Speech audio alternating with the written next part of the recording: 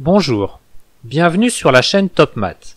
Dans cette vidéo, je vous montre ce que l'on appelle la propriété de l'angle au centre. On se donne un cercle de centre O et on considère deux points distincts A et B appartenant à ce cercle. Considérons l'angle orienté formé par les vecteurs OA et OB et on note alpha une mesure de cet angle. Considérons maintenant un point C appartenant au cercle distinct de A et B ainsi que l'angle orienté formé par les vecteurs CA et CB dont une mesure est notée β. La propriété de l'angle au centre affirme que alpha est congru à 2 fois β modulo 2π. Autrement dit, l'écart entre alpha et 2 fois β est un multiple entier de 2 fois π.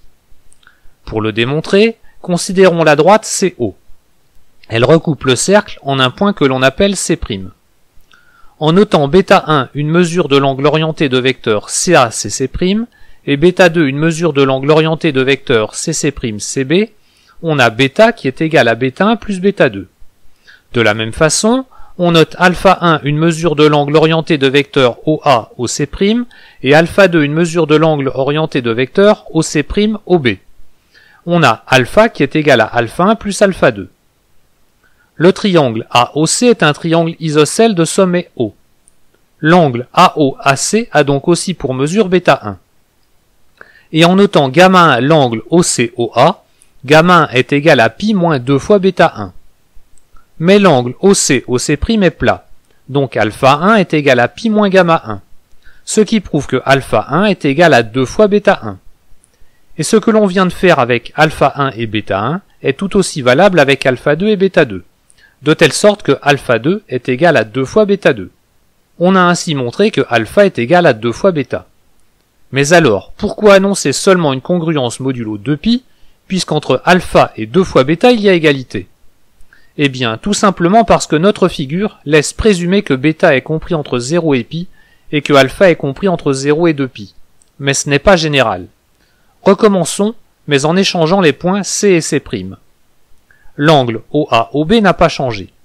Mais en prenant encore β compris entre 0 et 2π comme mesure de l'angle CA-CB, on s'aperçoit cette fois-ci qu'en fait β doit être compris entre π et 2π. β semble ici plus grand que l'angle alpha. Alpha n'est donc sûrement pas égal à 2 fois β. Voyons ce qui se passe lorsque l'on fait intervenir l'angle de vecteur CBCA en choisissant une mesure β' comprise entre 0 et π, ainsi que l'angle de vecteur OB-OA en choisissant une mesure α' comprise entre 0 et 2π. Nous sommes dans la même situation que tout à l'heure, et nous avons donc α' égal à 2 fois β'. Mais manifestement, α plus α' est égal à 2π, donc α est égal à moins α' plus 2π, ce qui nous permet d'écrire α égale à moins 2 fois β' plus 2π. Mais on a aussi β plus β' égale à 2π. On peut donc remplacer β' par moins β plus 2π. On arrive donc à α égale à 2 fois β moins 2π. Ce qui confirme que α n'est pas égal à 2 fois β, mais on a quand même α congru à 2 fois β modulo 2π. L'avantage de cette relation de congruence est qu'elle est valable avec toutes les mesures des angles que l'on peut choisir. Il n'y a plus aucune importance de prendre une mesure comprise entre 0 et π ou 0 et 2π. Je vais maintenant vous proposer une autre démonstration de cette relation basée sur les nombres complexes. Nous reprenons trois points distincts A, B et C appartenant à un cercle de centre O. On choisit un repère centré au centre du cercle et dont l'unité de base soit égale au rayon du cercle. On peut alors identifier chaque point du plan à un nombre complexe et les points A, B et C appartenant au cercle unité, leurs affixes se mettent sous la forme suivante.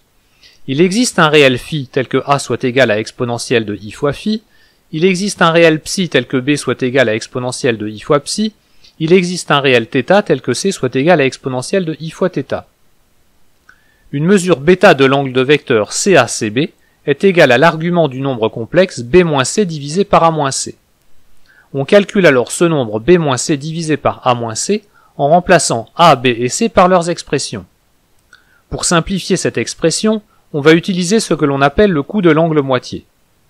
Le numérateur est la somme, ou la différence, peu importe, de deux exponentielles. On factorise donc l'expression par l'exponentielle de la moyenne des arguments. Ici, le numérateur est la différence de l'exponentielle de i psi et de l'exponentielle de iθ. On factorise donc ce numérateur par exponentielle de ipsi plus iθ divisé par 2. Et on procède de même pour le dénominateur. Grâce à la formule exponentielle x divisé par exponentielle y égale à exponentielle de x moins y, les deux exponentielles tout à gauche au numérateur et au dénominateur se simplifient en exponentielle de i fois psi moins phi sur 2.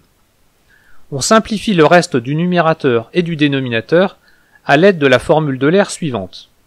Exponentielle de i fois x moins exponentielle de moins i fois x est égale à 2 fois i fois sinus x. On simplifie ensuite par 2i au numérateur et au dénominateur. Lorsque le quotient des deux sinus est positif, l'argument de b-c divisé par a-c est égal à psi moins phi divisé par 2. Lorsque le quotient des deux sinus est négatif, l'argument de b-c divisé par a-c est égal à pi plus psi moins phi divisé par 2.